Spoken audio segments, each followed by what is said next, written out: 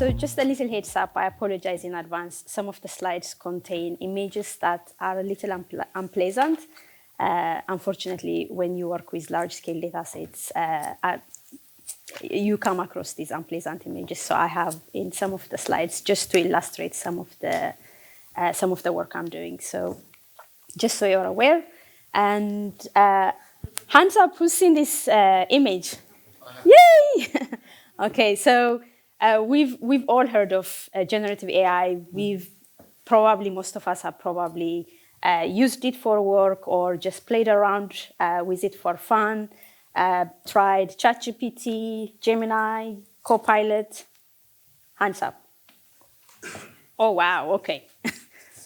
So that's good. Yeah, just to give you a little bit, just a little briefing about generative AI.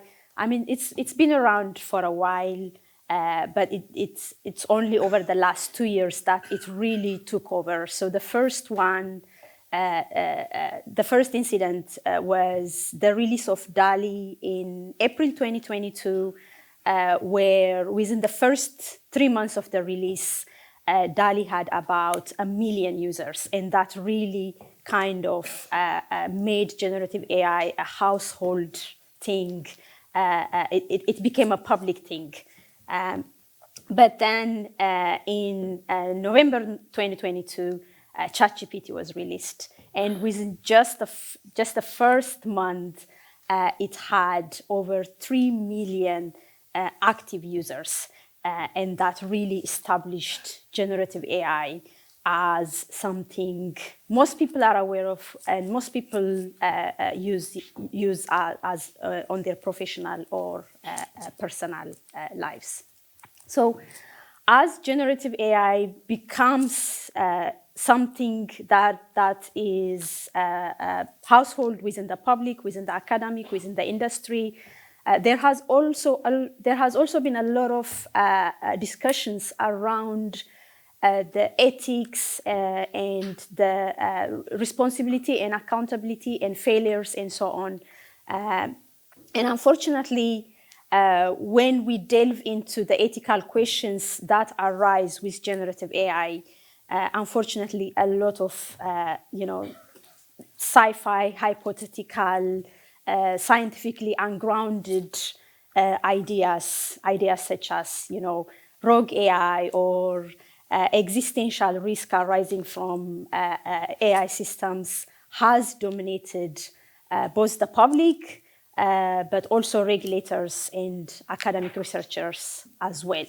And as you can see here, this really absurd idea, which really very squarely fits within the sci-fi realm, and nothing, not really aligned with current reality, has been kind of made popularized by seemingly sensible people like Geoffrey Hinton, who is supposed to be, one of the fathers, the godfathers of AI, and people like Sam Altman.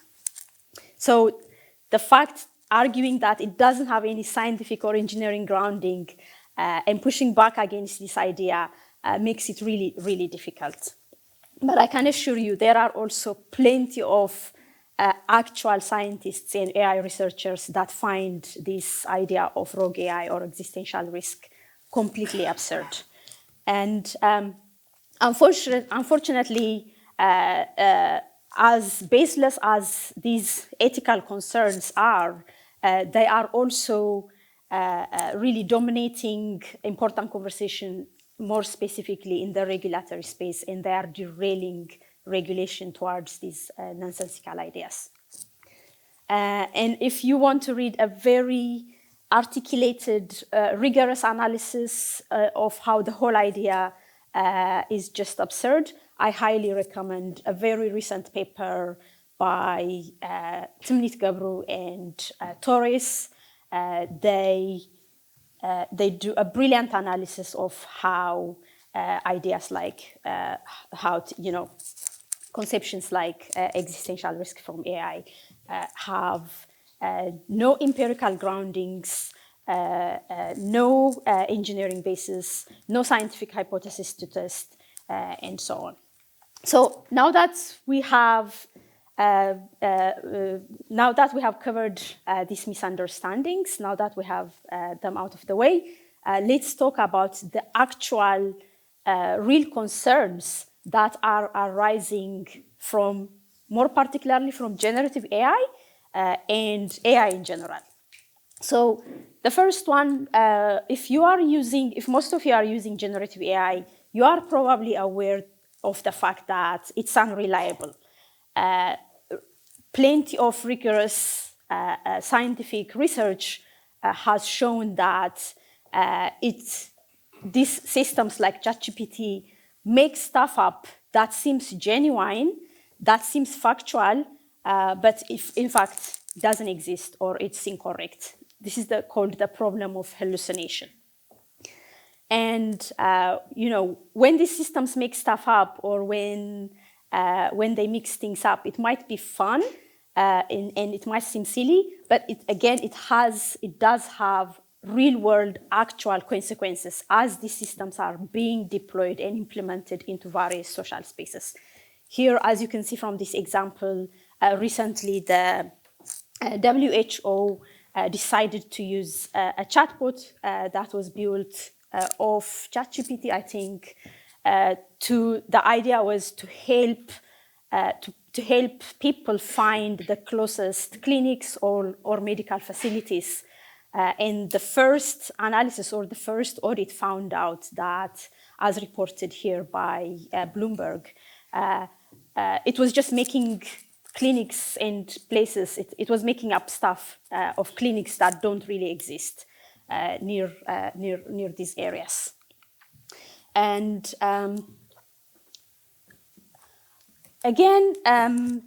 so summarization is one of the domains that AI systems are actually usually good at. This is where they perform really well. However, this is another recent study where they audited these 5 state-of-the-art generative models from cloud to the GPT variants. And as you can see here, that I highlighted in red, unfortunately, over 50% of them failed even at providing an accurate summarization of books. So the task was they were given large documents of text and books, and the task was to provide a summarization of those documents. And as you can see here, over 50% of the book summaries were identified as containing factual errors or errors of omission. Here is another recent study, as well as hallucination or confabulation. It has so many different names. The bottom line is just making stuff up that doesn't exist. Another issue is the fact that these systems aid the generation and mass spreading of misinformation. Again, because these systems are being integrated into society, this has a dire consequence. This is another audit that was done, again, very recently, where they analyzed information on election information on the US, on the current ongoing US election.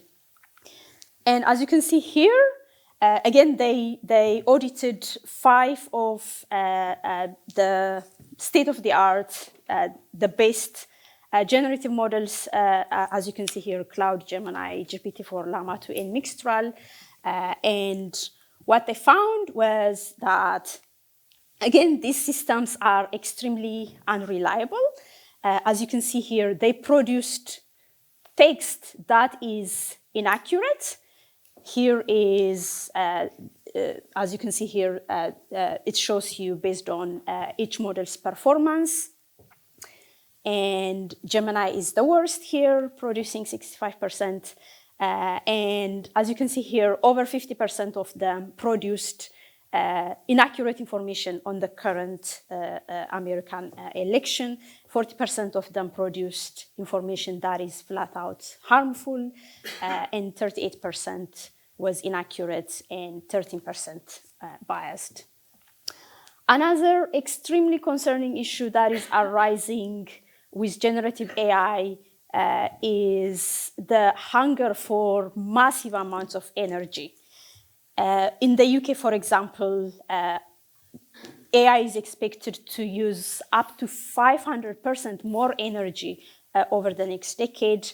In some countries like Ireland, the amount of allocated energy over the next few years by government officials and the amount of energy that data centers and generative AIs need exceeds that allocated amount of energy. And as you can see here from the quote, that the kind of electricity grows that hasn't been seen in a generation.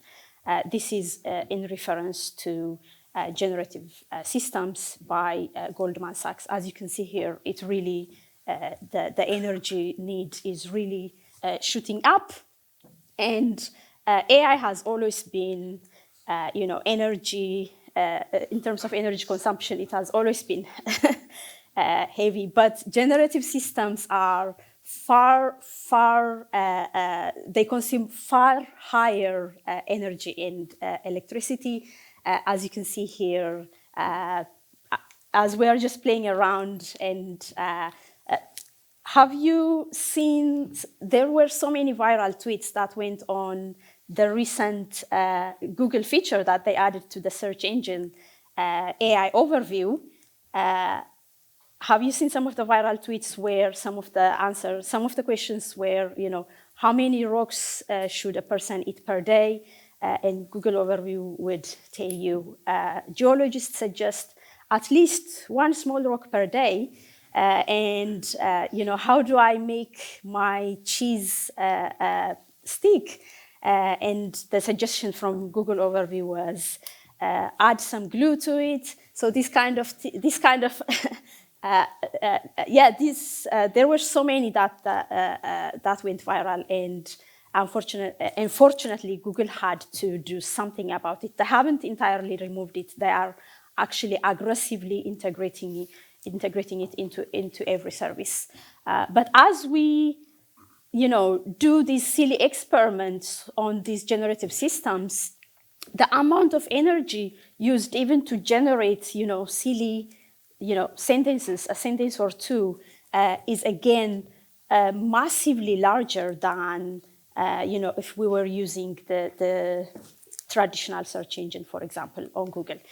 And this is even before we get into the amount of water, huge gallons of water that is needed to cool down data centers.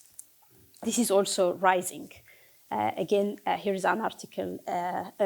By the way, I would like questions, so ask me questions. Also, if you want the slides, contact me or contact Steve, because I have links to all the papers and articles that are on the slides. So if you want to read further, you can have access to the slides.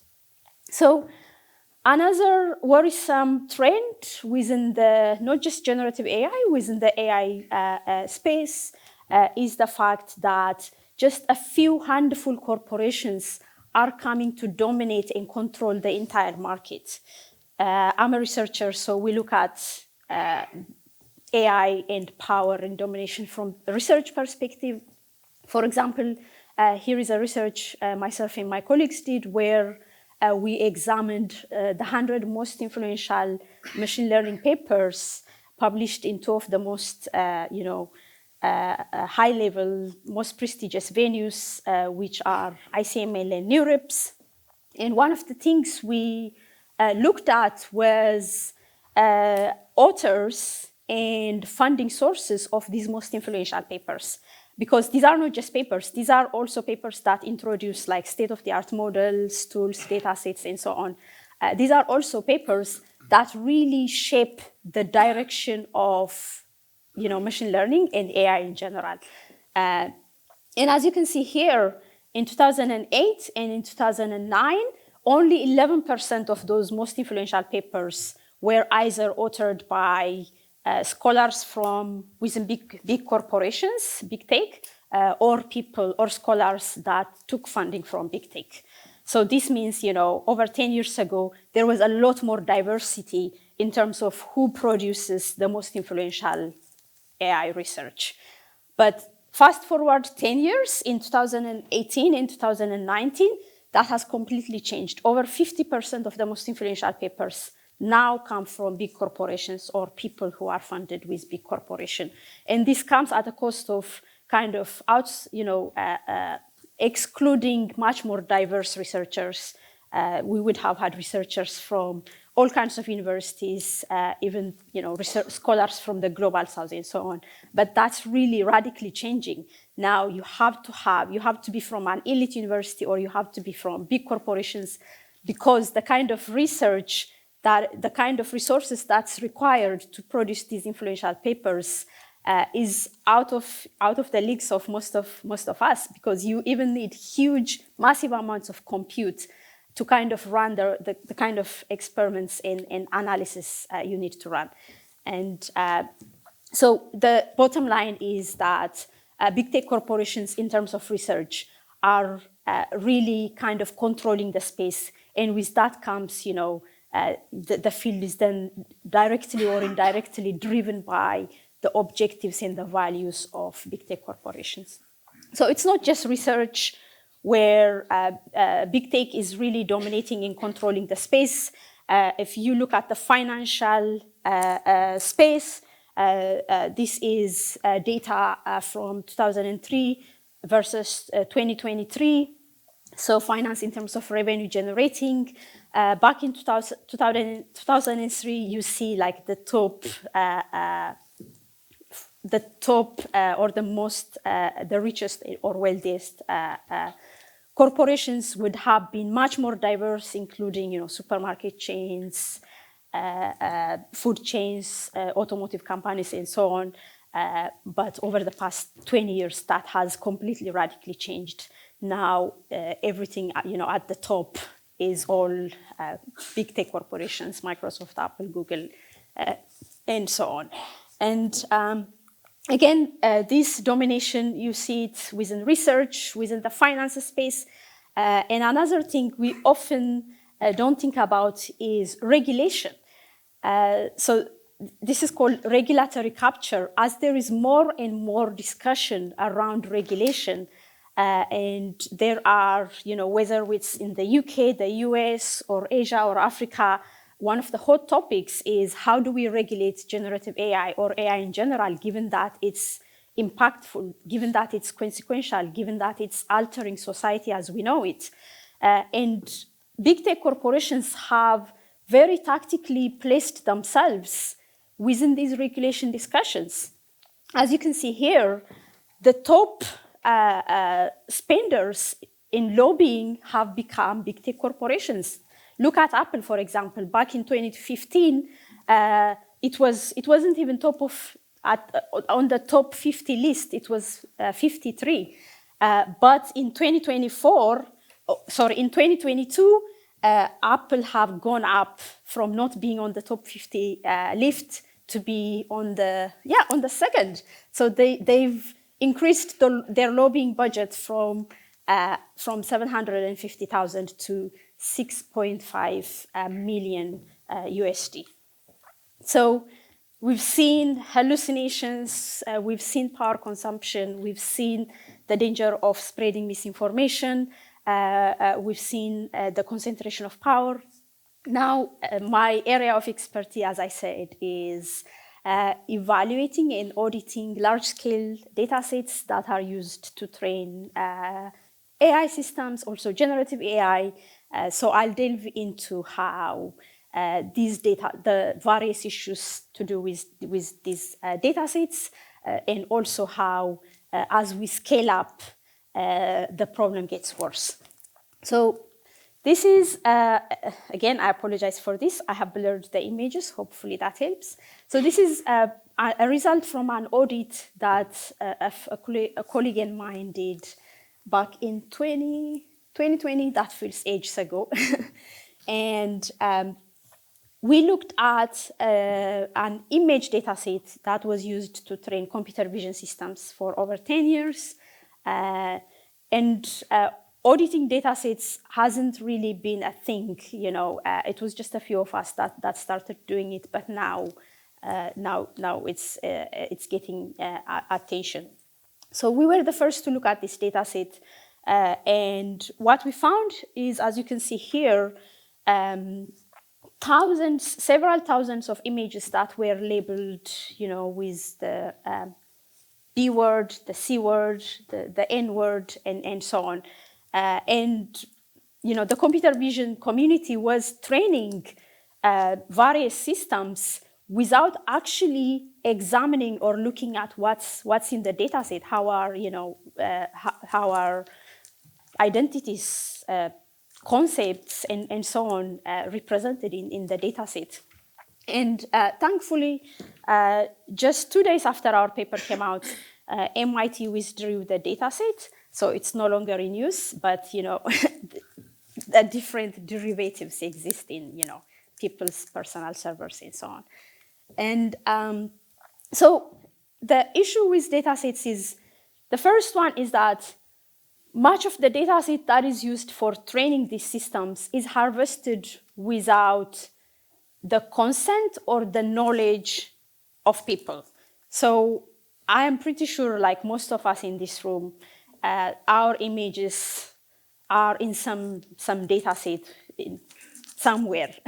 I know mine is because I've looked at several data sets, and we are not aware of it. So it's artists and the creative community are really doing a lot of the work to bring attention, to bring awareness to these problematic practices. And data sets really are the backbone of AI systems. How good your data set is really determines how good your model is. As I said, data sets really are the backbone. So it's important to pay attention to data sets. I mean, we've had several of the theories and the concepts that are the foundation of AI since the 1960s, 70s, and 80s. It really is, the World Wide Web or the internet that made the AI revolution possible, because we can harvest massive amounts of data from the web. And when I say massive amounts, we really need, billions, and these days trillions of tokens. And unfortunately, also we are exhausting, the World Wide Web. That's one of the problems, or that's one of the issues that I think that the whole generative AI is unsustainable. The hunger for energy, but also the need for massive amounts of data. OpenAI itself, a few months back, have said that they are paying humans to actually annotate YouTube videos. That's how scarce data has become. So data is a really important component of AI. So another audit. So the way this data is sourced is problematic, but the data itself tends to represent, minoritized values, identities, concepts, and so on, in a negative and stereotypical way. And this is what myself and colleagues have been studying for a while. To give you another example, this is an audit of a recent data set called the Line 400. It has 400 million image and text pairs. It's a multimodal data set. And we looked at, for example, the image component of the data set, in this case, to see how various concepts are represented within the data set. Here is a snapshot of the portal with the query African. As you can see, the concept African is represented in a very cliched, negative stereotype, as if people are just, partially dressed with face paintings and so on. And compare that with European, you find a slightly different representation with just seemingly neutral maps and flags.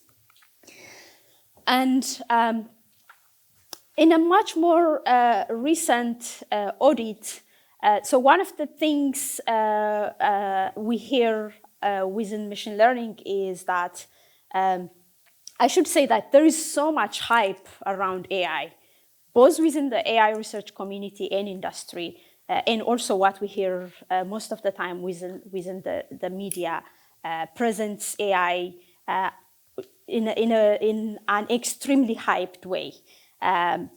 If something sounds too good to be true, it very likely is too good to be true. AI is not magic. It can't do, X, Y, Z, and everything it's people think it does. So we hear there's so much, theories and hypotheses just based on intuitions without proper testing and without proper empirical evidence to back it up. And one of the things that is very common, not only within the AI research community, but in general, is that scale. Scale is all you need. Scale is supposed to balance the good and the bad. The higher the scale, the good and the bad will balance out, and you are supposed to end up with something close to the ground truth. You hear concepts like scale cancels noise, and these are claims coming from seemingly credible papers authored by big corporations such as Google DeepMind. What we did here is test this scaling law for datasets. So as we scale datasets, do various problems within datasets, do they balance out, and do we end up with something close to ground truth? Or do the bad things within the dataset kind of disappear, or do they, accelerate? And what we did was use two datasets, the line 400 million, again, a dataset with 400 tokens. Compare that with the line 2 billion, a larger dataset containing 2 billion samples of image and text pairs. And we examined the content in terms of hate speech. So we looked at, we quantified, how much hate speech is contained within both datasets. So here is just to give you a sample of. So we looked at the text version of the dataset. As I said, the dataset is multimodal, containing images and images and text.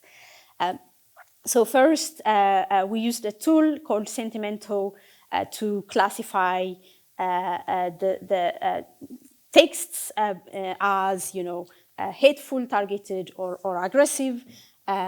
Then just the summary of the result is, as you can see here, that as scale goes up, so does hateful content, targeted content, and aggressive content. So the blue is the smaller dataset, and the red is the larger dataset. So this very commonly held assumption that scale balances the good and the bad doesn't really hold, at least not when it comes to training datasets. We also looked at, the impact of scale in terms of models trained on smaller datasets and larger datasets. Again, we used these two datasets, the line 400 million and the line 2 billion. We weaponized OpenAI's findings. In a couple of years back, they have done their audits. And they found, they tested their models on a dataset called Fairface, and they found that the model classifies darker-skinned people, more particularly darker-skinned male, as one of these 6 undesirable classes, or 7, which is, animal, gorilla, chimpanzee, orangutan, thief, criminal, and suspicious person. So people, especially males with darker skin tones, were classified as one of these labels at a much higher rate. So what we did was we took their labels and we added our own label, which is human being, and we got our own clean academic dataset called the Chicago Face dataset. The dataset has about 597 images categorized in 2 genders and 4 ethnicities, Black, white, Asian and Latino, and we run these images through various models that are trained on either the smaller scale, the smaller data set, or models trained on the larger data set. So the idea is to see how these images will be classified by these different models. And to, again, to assess whether if a scale actually, if models trained on the larger scale data set perform better in classifying these images. So as you can see here, the images, most images were not classified as human being. They were classified as one of the offensive classes. And as the scale goes up, the probability of a model classifying an image as a human being reduces by half, as you can see in the first year. So for the models that were trained on the line 400 million, the probability of an image being classified as a person was 0.186, but that goes down as the model is trained with larger scale data set, it goes down to 0.94. And another stark finding from this experiment was that Black males were classified as criminal at the highest rate. So with the models trained on the larger scale data set, Black males were classified, you are much more likely to be classified as a criminal than any other category at 0.774%. This is just a better visualization of how the models performed. The first one is for Black women. Also, it's really bad for Black women, but it's really worse for Black men, as you can see here. So here's a sample. Again, I blurred the images. It's good practice, preserve the privacy. As you can see here, highlighted in red, as scale goes up, misclassification also goes higher. So you can see, in the first image, this was a misclassification with 0.17 with the model trained on smaller data set, but it goes up to 0.28 for models trained on larger scale data sets. So the point is that scale doesn't, at least when it comes to data sets in the models that we tested, scale doesn't really balance out good and bad. Scale doesn't really, cancel out noise. As I said, I have emphasized again and again that data sets really determine the performance of your model. If your data set represents, genders, identities, and so on in a negative stereotype or in a skewed manner, your model necessarily reflects that. And I'll show you a few examples. This was DALL-E. I was messing around back in 2022 when it was released. As you can see here, the first image was generated using the prompt emotional author. As you can see, it's just women looking emotional. Compare that with intellectual author. The model gives you images of men looking professional. And here, this is generated using stable diffusion. Various people have, as soon as I got this result, I put it up on my network, and various people tried it, and they got more or less similar results. The first image used the prompt African people at work, and the second one, European people at work. I won't describe it because the images say more than I could. And in a research investigation, by the way, some investigative journalists are doing God's work in this space, doing thorough evaluations of these models. So a lot of what we know about the shortcomings of these models come from these brilliant journalists. So this one is from NPR, where they tried to get Mid-Journey to generate. By the way, a lot of the data sets we audited are used to to train models like Stable Diffusion and Midjourney and so on. So they used Midjourney and they tried to get the model to generate a black doctor treating white children, and the model just refused to do that. And this is the closest it comes to satisfying that prompt. Just to give you a bit more, this is another report from the Washington Post. Again, they did a thorough investigation of Stable Diffusion. As you can see here, this is their findings.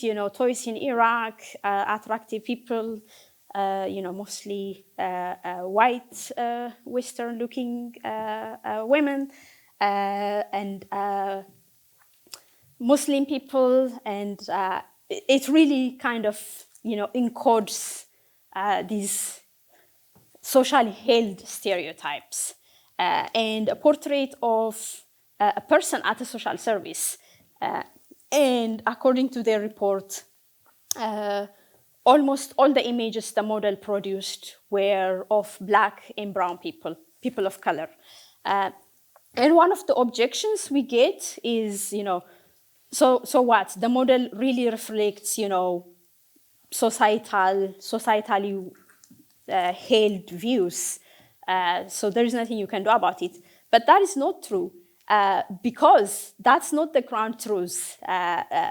Even, for example, with the criminality with the models we experimented on, there is plenty of evidence that shows that, according to American census at least, if you are looking at drug use or petty theft and so on, white people commit as much, if not more, crime. So the models labeling Black people at a much higher rate as criminal really is not reflecting societal, maybe it may be reflecting societal views, but it's not reflecting reality. So is this with the portrait of a person at a social service. Here, according to, again, US Census in 2020, 60% of food stamp recipients were white and only 27 were Black.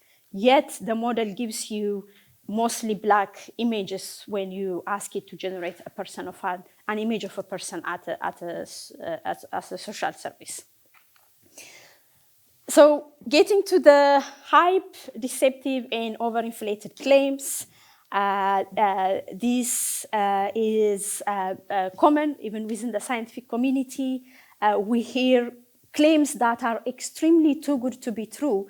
And you hear these amazing papers being published by amazing authors, coming from big corporations like Meta, Microsoft, Google, and so on. And then domain experts do their painstaking due diligence, and they find that those claims really don't hold up.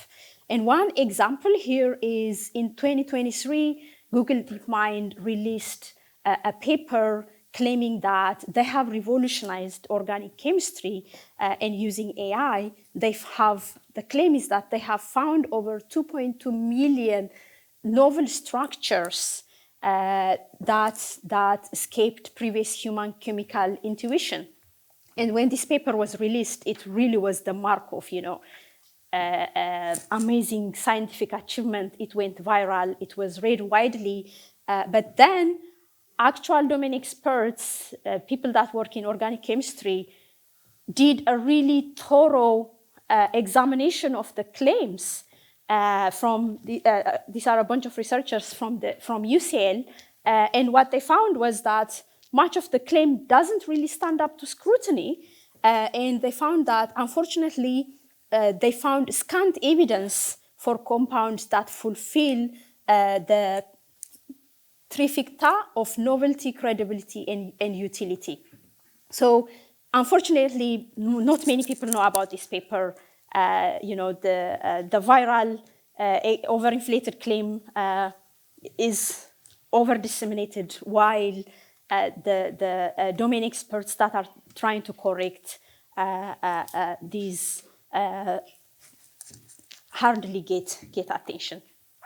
We also hear, about how AI is replacing almost, all workers. For example, Del Taco was claiming that they have an AI-powered drive-through, But then investigative journalists actually found out that the AI was data workers in the Philippines and various places that were doing the documenting and the reading and the checking out.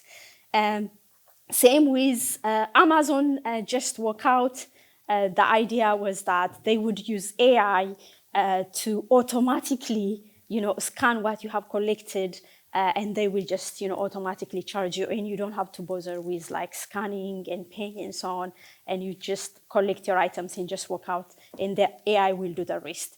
Again, a thorough investigation found out that there were over 1,000 people in India actually scanning the items, and Amazon, I think, eventually closed the just walk out scheme. And much more recently, McDonald's collaborated with IBM again to revolutionize their marketing and to use AI for their drive-thrus to pick up, to collect orders. And it didn't last long. Last week or 2 weeks ago, they had to throw out the whole thing because the AI was actually not working as intended. It was adding, ice cream to bacons and so on.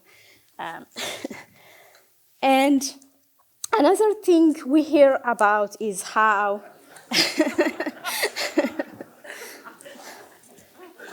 so maybe I don't have to say anything here. So you can see how the claim that AI is becoming conscious and self-aware, and it can do with abstract reasoning and so on, doesn't really hold in the face of evidence. As you can see here, the prompt Mother Teresa fighting against poverty. It really takes, the highest probability combination of the word, rendering the word, Mother Teresa, poverty and fighting, and just gives you this. And again, you can still try it. This was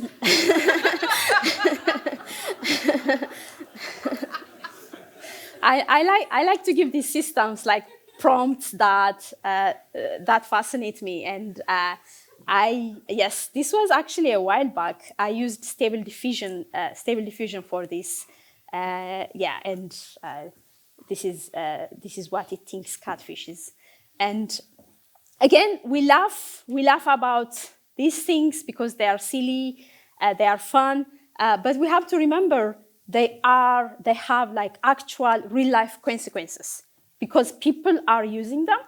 Institutions and organizations are implementing them and integrating them into their daily practices. For example, various organizations have started using ChatGPT or the various GPT variants to sift through CVs for hiring purposes. And a recent thorough investigation, again from journalists from Bloomberg, what they found was that they assembled, based on, again, US Census, they assembled data with 4 ethnicities and 2 genders. All the CVs were equally qualified. The only difference was the names. So some of the names were white sounding, some of the names were Asian sounding, some of the names were black sounding. And the idea is to see how the model will allocate or how it will choose, how it will think what job is appropriate for which person. And again, as you can see here, like high level kind of, cognitively tasking jobs like software development were excessively allocated to, Asian men and white men, whereas, other household kind of works like, child minding or cleaning were suggested for mostly women of American, of Asian and Latin and black sounding black women. So as you can see here, it does, even though the CVs were all equally qualified, the model didn't rate them didn't distribute the jobs equally, but rather based on names, it gave a discriminatory output. So what I want to highlight here is that these models do have consequences through and through and through. And again, we might say that we are all, in the midst of AI, we are all either benefiting or being impacted or both. But it's important to remember, as I highlighted here, the benefits and harms are unevenly distributed. While those that are producing and selling and developing this technology are benefiting the most, people at the margins of society tend to be the group that are disproportionately negatively impacted. So as we are thinking about solutions or mitigations or even regulation, it's important to keep this fact in mind. And unfortunately, even regulation is not taking this factor in mind. For example, we have the EU AI Act. It's celebrated as one of the most successful regulations. It's sometimes described as regulation with teeth because it's enforceable. It will come to effect very soon. And I do agree, it's one of the best regulations we have to mitigate a lot of the harms that I have mentioned. But unfortunately, again, it leaves out, there is so many loopholes that will allow people with power to abuse the system against, again, marginalized folks. So an example here is, for example, the AI Act bans the use of facial recognition technology in public spaces, except for law enforcement purposes or except if you are using it for migration controlling, migration management, and so on. So as you can see, migrants are treated as somewhat as sub people. So before I conclude, again, I want to highlight some misconceptions. This is, false dichotomies. We often hear either like, you are either for innovation or, focused on regulation. Europe is often criticized as, America and China brings innovation and Europe brings regulation. And that's often framed as, a negative, useless thing. But I think that's a very unhelpful dichotomy because you can be both for innovation and regulation. When we are building a bridge, we don't just let people build it without proper testing, without proper assessment. So what regulation does is make sure that the systems we are deploying are properly evaluated, properly tested. So this idea that either innovation or regulation really misses the entire mark. It embraces, Mark Zuckerberg's idea of move fast and break things. And we are really breaking plenty of things. If we are deploying AI, that's going to be, retracted, where lots of money is spent. For example, the first person that was misidentified by face recognition technology in the US, his name is Robert Williams, sued the LAPD, and ACLU announced just last week that they have got a huge lump of sum of money because of this error. Again, 2 weeks ago, a school in the US announced that they are withdrawing an AI tool that they have paid over 18 million for to assist in the classrooms, and they had to disband it because it just wasn't doing the job. So if we don't have regulation, we will end up paying the price because now we can see that, that education firm has lost a huge amount of money. The NYPD is paying out for the errors in facial recognition, and we will see so many of these paybacks. So what regulation does is really save us from these mishaps and from so many of the lives that might be destroyed otherwise. And another thing we hear is like pessimism or optimism. People ask me, are you optimist or pessimist about technology? That doesn't make sense because I see myself as a technologist. I love technology. I embrace technology, but I want technology to also to work well. I want it to function equally for everybody. So that doesn't make me either. It makes me someone that wants technology that works properly. And embracing this overhyped technology doesn't really make you an optimism. So the main takeaways from here, just to repeat before I finalize, is that there are so many hypes and hypotheticals. As I said, systems fail, AI fails always. And when it fails, people that are mostly harmed are people at the margins of society.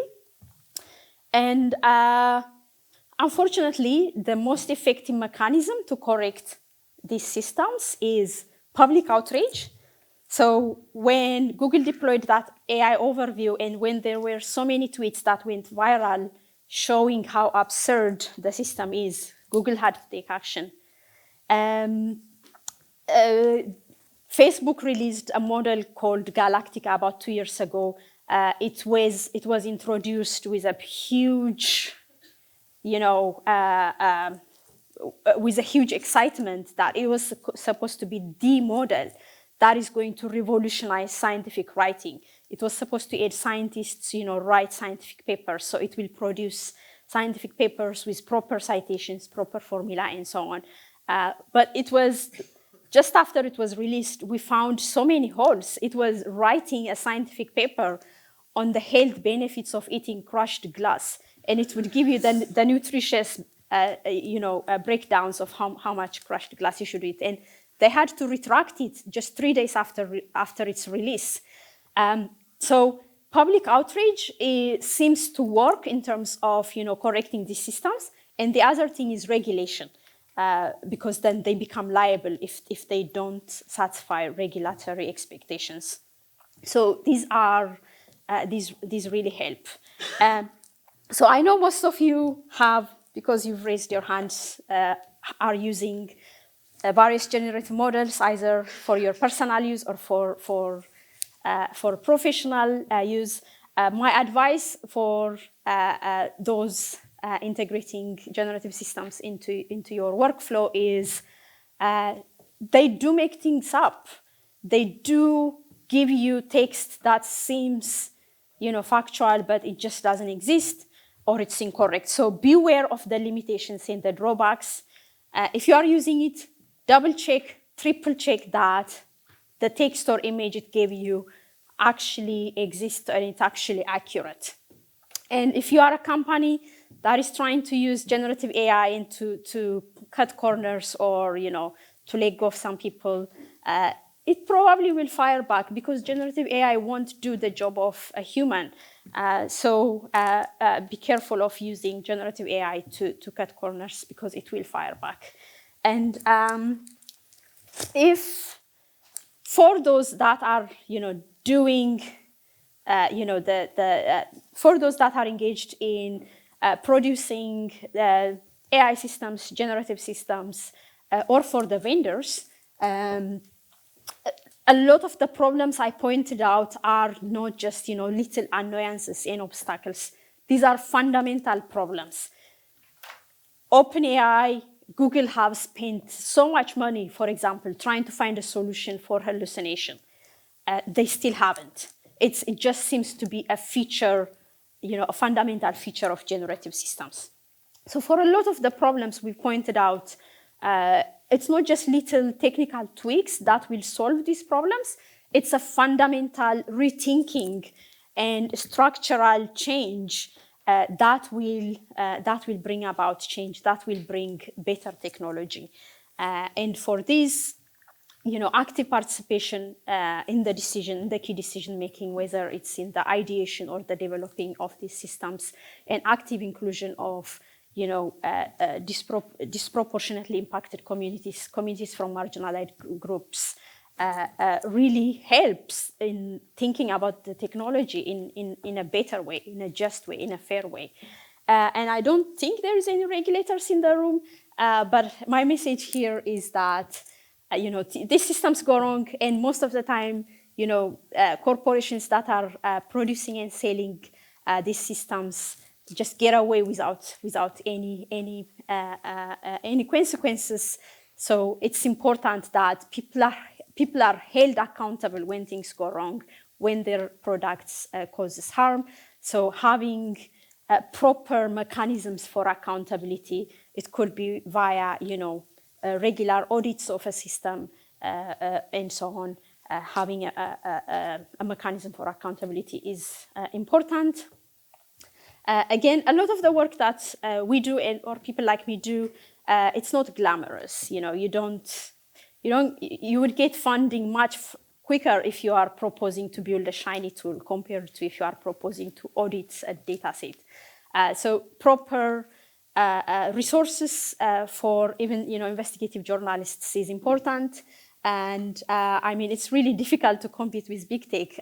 For a lot of the experiments we want to run, we don't even have the proper compute power. That's one of the bottlenecks. We are constantly, begging big tech for API access and so on. So it's important to acknowledge those that do the dirty work, because diagnosing and being aware of the failure and the drawbacks of these systems is the most important step in mitigating these problems. Thank you.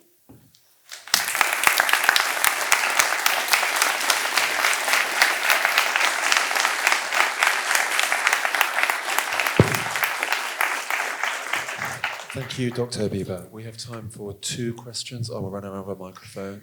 Okay. I think I ran out of time. I went over time. No, it's okay. Don't worry. It was me talking about the Wi-Fi. Brilliant talk. Thank you very much. I'm really interested in your thoughts on, as AI content becomes more and more pervasive and available on the internet, what happens when we start feeding large language models AI-generated content? That's a great question. It's bleak, to be honest. So it leads to. The World Wide is being contaminated. There is more and more contamination because there is more and more AI-generated and synthetic stuff put back into the web. And there is no technical way to differentiate, what was a human text or image versus what was generated by AI. And unfortunately, if your data set contains more and more of this synthetic as opposed to real data, eventually, your model will forget the underlying distribution of your training data, and this will lead to what's known as model collapse. So this is like a snake eating itself via the tail. So this is why I think the current generative AI market is unsustainable, because of we are already running out of actual clean, high quality human data. Thank you. Okay, next question. Not at the front, someone at the back. It can't always be the same people. No? Okay, right, there you go. Thanks for the trust, Steve. Are there any organizations that push back against AI? Yeah, plenty. So I don't know if many of you are aware of Timnit Gebru. She was the co-lead of Google's ethical team, and she was fired. They released a paper called Stochastic Parrots back in 2022. Have you heard of stochastic parrots? Good. So the paper basically, it was like a prophecy. They saw large language models were coming, and they did a thorough analysis of the limitations and drawbacks of large language models, including the spread of misinformation, the demand for high energy. They also they laid out various issues with large language models, and Google didn't want to hear that, didn't want to see that. So she was asked either to drop her name from that paper, from authorship of that paper, or she had to be let go. So she was. Sorry, I got a little tangled. So eventually she started her own institution, DARE, Distributed AI Research Center. So people like her, you have Algorithmic Justice League in the UK. If you even hear, Algorithmic Justice League is in the US. You have data for Black Lives and so on. In the UK, you have institutions like the Ada Lovelace. They are doing amazing, the Ada Lovelace Institution in London, they are doing a lot of public engagement about AI, but they also do a lot of audits of the current state-of-the-art AI systems.